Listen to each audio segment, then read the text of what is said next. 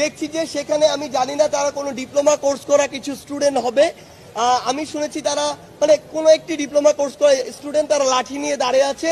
সামনে বিএমডিসি নাম দেওয়া কিছু একটি সংগঠন ছিল, সেখানে দাঁড়িয়ে আছে।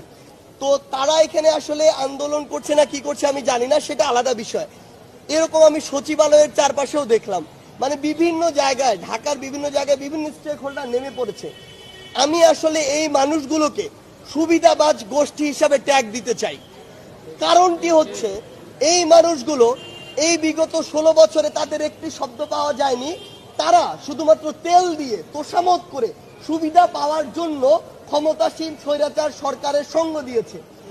আজকে তারা আবার তাদের রূপটি গিরগিটির মতো পরিবর্তন করেছে। পরিবর্তন করে যখন এত বড় একটি আন্দোলন ছাত্র জনতার নেতৃত্বে হলো, দেশে নতুন করে একটি রিফরমেশন হওয়া শুরু করলো, ওই মুহূর্তে তারা এসে সকলে রাস্তায় নামছে অনেক অন্যায় দাবি নিয়ে। আমি দেখেছি অনেকে নেমেছে অনেক অযৌক্তিক দাবি নিয়ে। আমি স্টুডেন্টদেরকে প্রশ্ন করতে চাই, আসলে আমি ধরে নিচ্ছি কোন